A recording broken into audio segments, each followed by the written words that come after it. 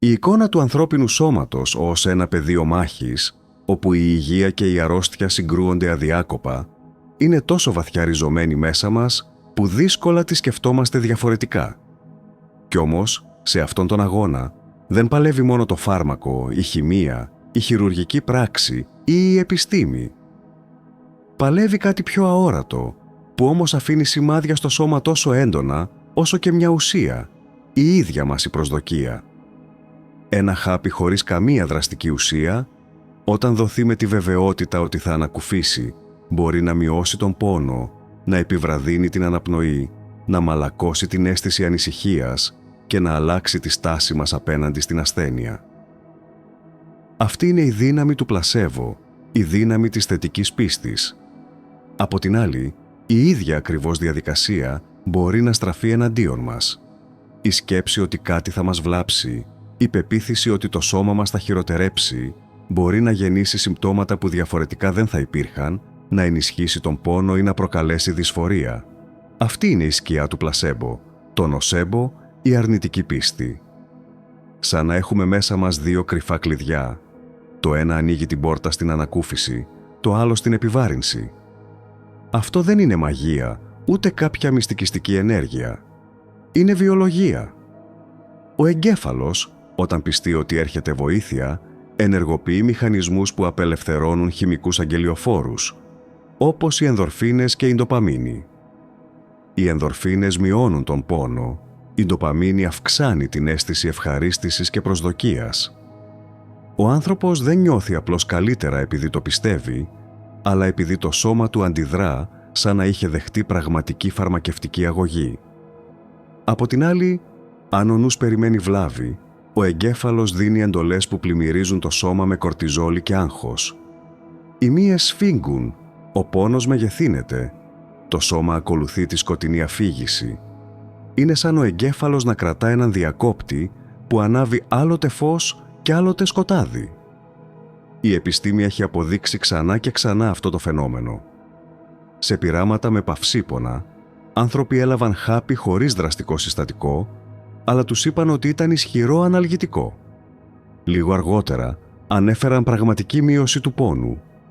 Οι απεικονίσεις εγκεφάλου έδειξαν ενεργοποίηση περιοχών που συνδέονται με την αναστολή του πόνου. Δηλαδή δεν ήταν απλή ψευδαίσθηση, αλλά ενεργοποίηση εσωτερικών μηχανισμών. Στο ίδιο πλαίσιο, άνθρωποι που προειδοποιήθηκαν ότι μπορεί να εμφανίσουν παρενέργειες, ένιωσαν ζάλι, ναυτία, πονοκεφάλους, ακόμη κι αν το χάπι ήταν αθώο. Ο εγκέφαλος άκουσε την προειδοποίηση και την έκανε πραγματικότητα. Το φαινόμενο δεν περιορίζεται στον πόνο. Σε δερματολογικά πειράματα, όταν ζητήθηκε από εθελοντές να πιστέψουν ότι μια κρέμα θα προκαλέσει ερεθισμό, αρκετοί ένιωσαν κνισμό και κάποιοι εμφάνισαν κοκκινίλες, παρότι η κρέμα ήταν ουδέτερη. Σε μελέτες για την κόπωση, όσοι νόμιζαν ότι πήραν χάπι διαγερτικό, ένιωσαν πιο ενεργητικοί, ενώ άλλοι που πίστεψαν ότι έλαβαν υπνοτικό, ένιωσαν βαρύ βλέφαρο και αποκοιμήθηκαν ευκολότερα.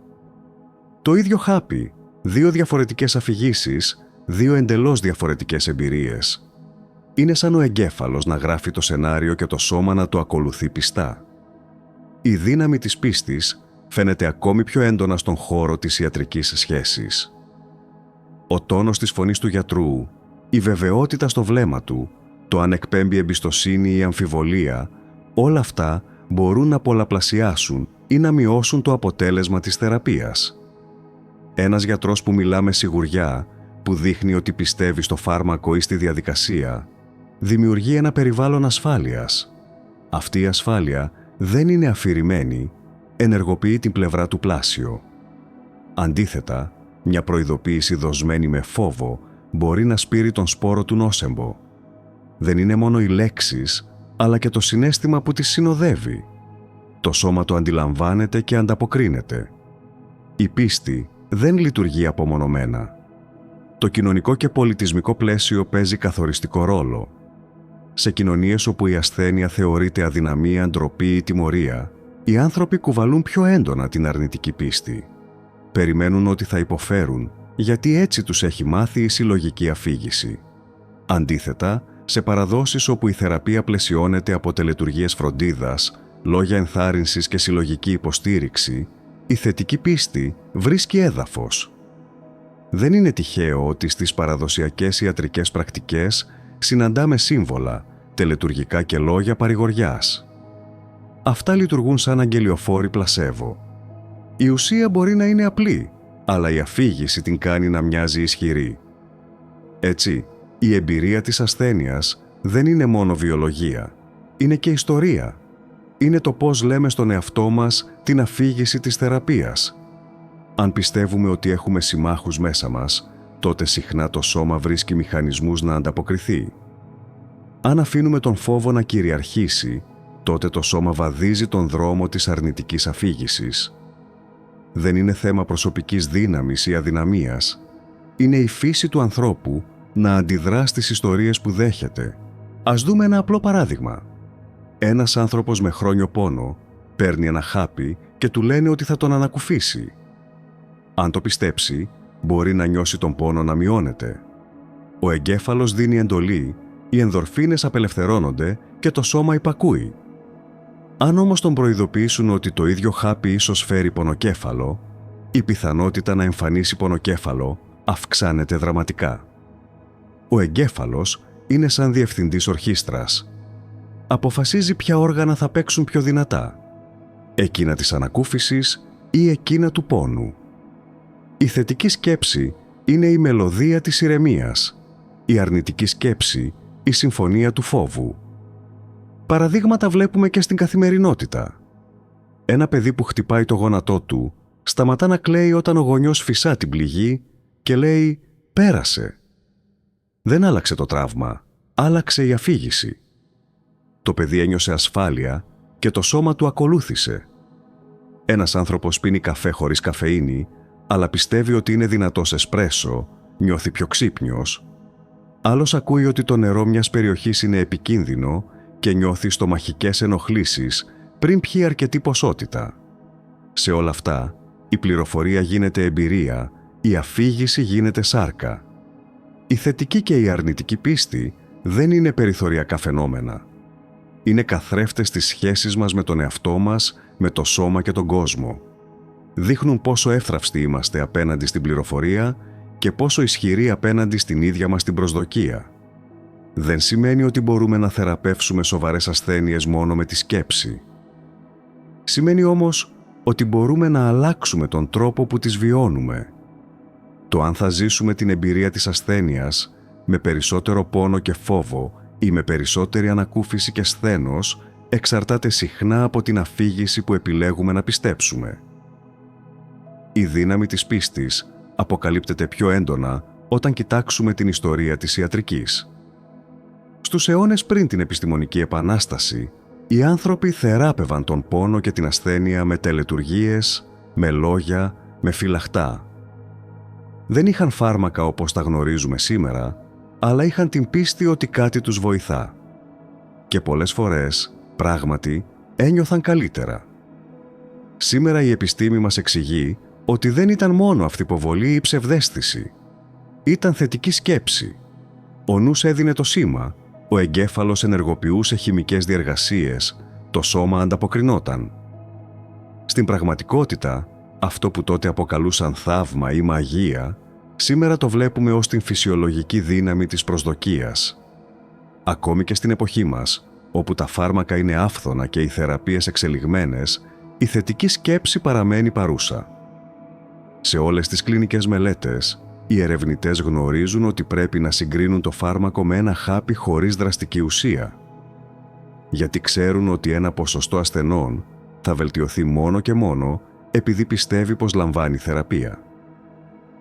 Αυτό δεν μειώνει την αξία της ιατρικής, αντίθετα δείχνει ότι η ιατρική οφείλει να συνεργάζεται με την ψυχολογία. Γιατί δεν είναι μόνο η χημεία που δρά, είναι και η αφήγηση γύρω από τη χημεία. Αν το δούμε από μια πιο φιλοσοφική σκοπιά, η θετική σκέψη και η αρνητική σκέψη μας φανερώνουν την ίδια τη φύση της πραγματικότητας. Ζούμε σε έναν κόσμο που δεν βιώνεται μόνο αντικειμενικά, αλλά και μέσα από τα φίλτρα της προσδοκίας μας. Το ίδιο ερέθισμα μπορεί να γίνει ανακούφιση ή βάσανο, ανάλογα με το πώς το περιμένουμε. Η αλήθεια δεν είναι ποτέ μόνο έξω από εμάς, αλλά και μέσα στον τρόπο που την ερμηνεύουμε. Ο νους γίνεται δημιουργός εμπειρίας, όχι απλώς παρατηρητής. Αυτός ο μηχανισμός φαίνεται καθαρά στις μελέτες για τον χρόνιο πόνο. Άνθρωποι με παρόμοια κλινική κατάσταση μπορεί να ζουν εντελώς διαφορετικές εμπειρίες. Κάποιος να αντέχει τον πόνο και να λειτουργεί, κάποιος άλλος να καταρρέει. Η διαφορά δεν είναι πάντα στη βλάβη, αλλά στην αφήγηση. Αν ο εγκέφαλος περιμένει ανακούφιση, παράγει χημικές ουσίες που μειώνουν το σήμα του πόνου. Αν περιμένει επιβάρυνση, μεγεθύνει το σήμα. Έτσι, η εμπειρία γίνεται πιο υποκειμενική από όσο νομίζουμε. Ο πόνος δεν είναι μόνο αυτό που συμβαίνει στο σώμα, είναι και αυτό που πιστεύουμε ότι συμβαίνει. Δεν είναι τυχαίο ότι οι γιατροί που εμπνέουν εμπιστοσύνη έχουν καλύτερα αποτελέσματα. Δεν είναι μόνο θέμα δεξιοτήτων, αλλά και θέμα γλώσσας, στάσης, συναισθήματος. Η βεβαιότητα που μεταδίδουν, το χαμόγελο, η ήρεμη φωνή, όλα αυτά ενεργοποιούν τη θετική σκέψη. Ο ασθενής νιώθει ασφάλεια και το σώμα του αντιδρά σαν να έχει ήδη μπει σε διαδικασία ίασης. Αντίθετα, ένας γιατρός που μεταδίδει φόβο ή αμφιβολία μπορεί αθελά του να ενεργοποιήσει αρνητική σκέψη. Κι έτσι, το ίδιο φάρμακο μπορεί να φαίνεται πιο αδύναμο ή πιο επιβλαβές, μόνο και μόνο επειδή το πλαίσιο άλλαξε. Αυτό μας οδηγεί σε μια σημαντική συνειδητοποίηση. Η θεραπεία δεν είναι μόνο βιολογία, είναι και σχέση. Η σχέση του ασθενούς με τον γιατρό, η σχέση του ανθρώπου με την κοινότητά του, η σχέση του ίδιου με τον εαυτό του. Το σώμα δεν είναι απομονωμένο, είναι ένας καθρέφτης όλων αυτών των σχέσεων. Όταν οι σχέσεις χτίζονται πάνω στην εμπιστοσύνη και την ελπίδα, η θετική πίστη ανθίζει.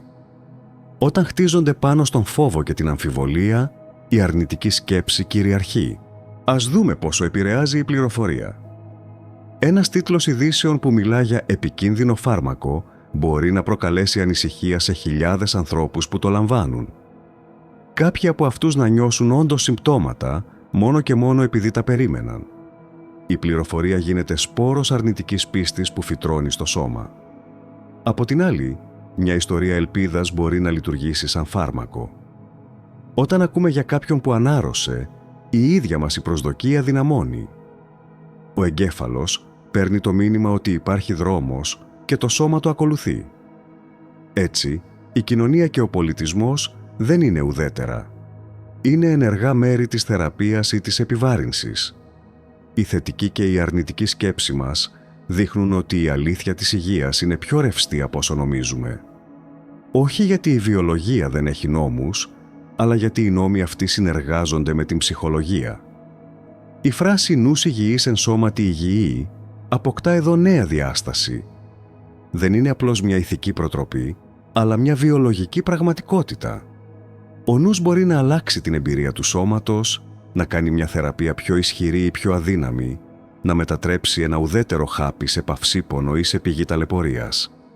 Σε αθλητικά πειράματα, αθλητές που πίστεψαν ότι πήραν ενισχυτικό βελτίωσαν τις επιδόσεις τους, ενώ άλλοι που πίστεψαν ότι πήραν ουσία που φέρνει κόπωση απέδωσαν χειρότερα. Δεν άλλαξε το φάρμακο, άλλαξε η προσδοκία. Αυτό μας δείχνει ότι ακόμη και η σωματική δύναμη, που τη θεωρούμε καθαρά βιολογική, εξαρτάται από την αφήγηση. Το σώμα ακολουθεί το νου σαν στρατιώτης που υπακούει στο στρατηγό του. Αντίστοιχα, σε θεραπείες με βαριές παρενέργειες, όπως οι χημειοθεραπείες, πολλοί ασθενείς αναφέρουν συμπτώματα πριν καν δράσει το φάρμακο βιολογικά. Η προσδοκία γίνεται πραγματικότητα. Δεν είναι ψέμα, δεν είναι υποκρισία. Είναι η αρνητική σκέψη σε δράση. Το σώμα ακολουθεί τον φόβο. Αυτό κάνει ακόμη πιο σημαντικό το πώς μιλάμε για τις θεραπείες. Οι λέξεις μας μπορούν να γίνουν φάρμακο ή δηλητήριο. Η ίδια φράση υπομένει με άλλο τόνο, αλλάζει το αποτέλεσμα. Και εδώ βρίσκεται μια πρακτική αλήθεια. Η πίστη είναι εργαλείο. Όχι υποκατάστατο της ιατρικής, αλλά συμπλήρωμά της. Αν μάθουμε να καλλιεργούμε την θετική πίστη, μπορούμε να κάνουμε τη θεραπεία πιο ανεκτή, να μειώσουμε το βάρος του πόνου, να δώσουμε στον ασθενή περισσότερη δύναμη. Δεν είναι πανάκια. Κανείς δεν θεραπεύει τον καρκίνο μόνο με πλασέμπο, αλλά κάποιος μπορεί να ζήσει τη θεραπεία με λιγότερο πόνο και περισσότερο κουράγιο. Αυτή είναι η διαφορά ανάμεσα σε μια ζωή βυθισμένη στον φόβο και σε μια ζωή όπου η ελπίδα έχει χώρο. Από φιλοσοφική σκοπιά, η θετική και η αρνητική σκέψη είναι οι αποδείξεις ότι η πραγματικότητα δεν είναι απόλυτα αντικειμενική. Ο κόσμος που ζούμε είναι μερικώς δημιουργημένος από το νου μας. Αν ο νους περιμένει φως, βρίσκει φως. Αν περιμένει σκοτάδι, το σκοτάδι γίνεται πιο έντονο. Αυτή η αλήθεια δεν αφορά μόνο την ιατρική, αλλά και κάθε πλευρά της ζωής. Ο τρόπος που ερμηνεύουμε τα γεγονότα καθορίζει την εμπειρία μας. Στην υγεία, αυτό παίρνει τη μορφή της θετικής και της αρνητικής σκέψης. Στην καθημερινότητα, παίρνει τη μορφή της ελπίδας ή του φόβου. Όσο προχωράει η επιστήμη, τόσο κατανοούμε καλύτερα αυτούς τους μηχανισμούς. Οι νευροεπιστήμονες βλέπουν στον εγκέφαλο τα δίκτυα που ενεργοποιούνται όταν κάποιος πιστεύει σε μια θεραπεία. Βλέπουν πως οι ενδορφίνες κατακλείζουν το σύστημα όταν ο ασθενής νιώθει εμπιστοσύνη. Βλέπουν πως η κορτιζόλη αυξάνεται όταν ο φόβος κυριαρχεί. Αυτό που κάποτε έμοιαζε ανεξήγητο, σήμερα έχει βιολογικό αποτύπωμα. Και αυτό μας φέρνει σε μια νέα εποχή όπου η ψυχολογία και η βιολογία δεν είναι αντίπαλοι, αλλά συνεργάτες. Η επίδραση της πίστης δεν σταματά στην ατομική εμπειρία, αλλά απλώνεται σε συλλογικό επίπεδο. Όταν μια κοινωνία μιλά συνεχώς για ασθένειες με όρους φόβου, οι άνθρωποι βιώνουν περισσότερη δυσφορία. Όταν μια κοινότητα καλλιεργεί αφήγηση ελπίδας, οι ασθενείς αντέχουν καλύτερα. Η πληροφορία γίνεται σαν σπόρος που φυτεύεται μαζικά και επηρεάζει τη συνολική υγεία ενός πληθυσμού. Σε περιόδους πανδημίας, για παράδειγμα, είδαμε πως η διάδοση φόβου και η υπερβολική ανησυχία γέννησαν αρνητική σκέψη, με ανθρώπους να νιώθουν συμπτώματα πριν καν αρρωστήσουν. Ο νους λειτουργεί σαν φακός που μεγεθύνει την πραγματικότητα και συχνά τη διαστρεβλώνει. Αλλά ακριβώς σε αυτό το σημείο βρίσκεται και η δυνατότητα. Αν ξέρουμε ότι η πίστη έχει τέτοια δύναμη, μπορούμε να τη χρησιμοποιήσουμε συνειδητά. Όχι για να αρνηθούμε την ιατρική ή να υποκαταστήσουμε τη θεραπεία, αλλά για να τη συμπληρώσουμε. Μπορούμε να καλλιεργήσουμε ιστορίες που δυναμώνουν, να χρησιμοποιήσουμε γλώσσα που γεννά ασφάλεια, να μάθουμε να στρέφουμε την προσοχή στο θετικό. Έτσι, το πλασέμπο γίνεται εργαλείο συνειδητό, όχι τυχαίο. Η αρνητική σκέψη γίνεται μια παγίδα που ξέρουμε να αποφεύγουμε. Η κατανόηση αυτή ανοίγει δρόμους και για την ψυχολογία. Αν ο νους έχει τη δύναμη να μετατρέπει μια ουδέτερη εμπειρία σε θετική ή αρνητική, τότε μπορεί να το κάνει και πέρα από την ιατρική. Σκεφτείτε πόσες φορές στη ζωή νιώσαμε καλύτερα, απλώς επειδή πιστέψαμε ότι κάτι καλό έρχεται. Ή πόσες φορές νιώσαμε βάρος επειδή περιμέναμε κάτι κακό. Είναι το ίδιο φαινόμενο με άλλα ονόματα. Στην καθημερινότητα το λέμε ελπίδα ή απεσιοδοξία. Στην ιατρική το λέμε θετική και αρνητική σκέψη. Στην ουσία μιλάμε για την ίδια δύναμη της αφήγησης. Και εδώ εμφανίζεται το βαθύτερο μήνυμα. Η ζωή μας είναι μια ιστορία που λέμε στον εαυτό μας. Το σώμα ακούει αυτή την ιστορία και την αποτυπώνει. Αν η ιστορία είναι γεμάτη φόβο, το σώμα ζει με ένταση. Αν είναι γεμάτη εμπιστοσύνη, το σώμα χαλαρώνει και βρίσκει δύναμη. Αυτό δεν σημαίνει ότι μπορούμε να αποφύγουμε όλες τις δυσκολίες. Σημαίνει όμως ότι μπορούμε να τις ζήσουμε με διαφορετικό τρόπο. Να σταθούμε όρθιοι εκεί που αλλιώς θα λυγίζαμε. Στο πεδίο της καθημερινής θεραπείας, αυτό έχει πρακτικές συνέπειες. Ένας ασθενής που πιστεύει ότι το φάρμακο θα τον βοηθήσει, συχνά είναι πιο συνεπής στη λήψη του. Η συνέπεια αυτή αυξάνει την αποτελεσματικότητα. Αντίθετα, όταν κάποιος είναι γεμάτος αμφιβολίες, μπορεί να παραλείπει δόσεις, να διακόπτει τη θεραπεία, να μην ακολουθεί οδηγίες. Το αποτέλεσμα είναι ότι το φάρμακο χάνει τη δύναμή του. Έτσι, η πίστη δεν επηρεάζει μόνο άμεσα τη φυσιολογία, αλλά και έμεσα, μέσα από τη συμπεριφορά μας. Η θετική πίστη φέρνει πειθαρχία και εμπιστοσύνη. Η αρνητική πίστη φέρνει αμέλεια και φόβο. Αν δούμε την εικόνα συνολικά, η θετική και η αρνητική σκέψη είναι σαν δύο όψεις του ίδιου νομίσματος. Η μία μας δείχνει πόσο δυνατοί μπορούμε να γίνουμε όταν πιστεύουμε. Η άλλη μας δείχνει πόσο ευάλωτοι είμαστε όταν φοβόμαστε. Και στις δύο περιπτώσεις, η πραγματικότητα μας διαμορφώνεται. Όχι επειδή το φάρμακο αλλάζει, αλλά επειδή ο νους κατευθύνει το σώμα. Το σώμα δεν είναι απλώς δέκτης, είναι σκηνή όπου παίζεται το δράμα της προσδοκίας. Η πρόκληση είναι πώς να καλλιεργήσουμε τη θετική πλευρά χωρίς να πέσουμε στην παγίδα της ψευδαίσθησης. Δεν μπορούμε να πιστεύουμε ότι όλα θα πάνε καλά μόνο και μόνο επειδή το θέλουμε. Χρειάζεται ρεαλισμός. Χρειάζεται να ξέρουμε ότι η θετική πίστη ενισχύει τη θεραπεία, αλλά δεν την αντικαθιστά. Ότι το πλασέμπο μπορεί να μειώσει τον πόνο, αλλά δεν μπορεί να εξαφανίσει μια ασθένεια από μόνο του.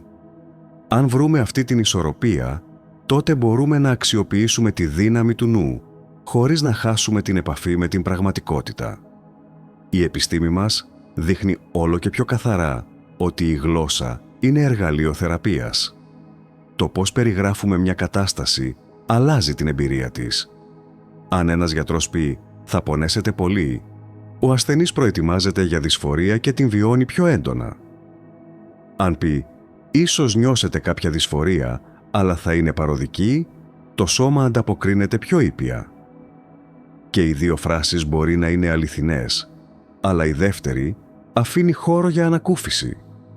Η γλώσσα γίνεται σαν κλειδί που ανοίγει την πόρτα προς τη θετική ή προς την αρνητική σκέψη. Αντίστοιχα, στην καθημερινότητα, το πώς μιλάμε στον εαυτό μας έχει τεράστια σημασία. Όταν ξυπνάμε και λέμε «σήμερα θα είναι δύσκολη μέρα», το σώμα μας ακολουθεί τη δυσκολία. Όταν λέμε «σήμερα θα βρω τρόπους να αντέξω», το σώμα βρίσκει περισσότερη αντοχή. Η πίστη δεν είναι αφηρημένη έννοια. Είναι η φράση που λέμε, η εικόνα που σχηματίζουμε, η ιστορία που επιλέγουμε. Και επειδή το σώμα δεν ξεχωρίζει πάντα το φανταστικό από το πραγματικό, ζει την ιστορία σαν αλήθεια. Από πνευματική σκοπιά, η θετική και η αρνητική σκέψη μας διδάσκουν ότι η ψυχή μας έχει δύναμη να καθοδηγεί το σώμα.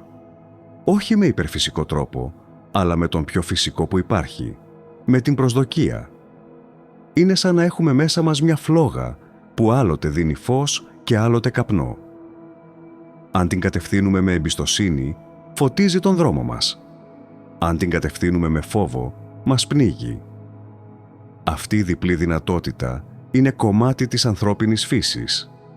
Η κατανόηση αυτής της δύναμης μας καλεί να σταθούμε πιο συνειδητοί. Να μην αφήνουμε τον φόβο να γίνεται η μόνη αφήγηση. Να μην επιτρέπουμε στην αρνητική σκέψη να μας καθοδηγεί. Να καλλιεργούμε λέξεις, εικόνες και σκέψεις που δυναμώνουν. Όχι γιατί θα εξαφανίσουν τα προβλήματα, αλλά γιατί θα αλλάξουν τον τρόπο που τα ζούμε. Και συχνά, αυτός ο τρόπος είναι που κάνει τη διαφορά ανάμεσα στην αντοχή και στην κατάρρευση. Στο τέλος, η ιστορία της θετικής και της αρνητικής σκέψης δεν είναι μόνο επιστημονική. Είναι ανθρώπινη. Μας δείχνει ότι η ζωή δεν είναι απλώς μια ακολουθία γεγονότων, αλλά μια ακολουθία ερμηνειών. Ο τρόπος που πιστεύουμε καθορίζει τον τρόπο που ζούμε. Και μέσα σε αυτή τη γνώση κρύβεται μια υπενθύμηση. Ο νους μας δεν είναι απλώς συνοδοιπόρος. Είναι συνδημιουργός. Έχει τη δύναμη να γλυκάνει ή να βαραίνει την εμπειρία μας. Να κάνει το ίδιο χάπι σύμμαχο ή εχθρό. Να κάνει την ίδια μέρα ανυπόφορη ή ανεκτή. Η δύναμη αυτή είναι δώρο και ευθύνη. Γιατί αν ξέρουμε ότι η πίστη μας διαμορφώνει την εμπειρία, τότε έχουμε την επιλογή να καλλιεργήσουμε την πίστη που μας ωφελεί. Να στρέψουμε την προσοχή στην ελπίδα, να φτιάξουμε ιστορίες που μας δυναμώνουν, να επιλέξουμε γλώσσα που μας ηρεμεί. Δεν θα αλλάξουμε τη βιολογία, αλλά θα αλλάξουμε την εμπειρία της βιολογίας. Και αυτό, συχνά, είναι η πιο ουσιαστική θεραπεία που μπορούμε να δώσουμε στον εαυτό μας.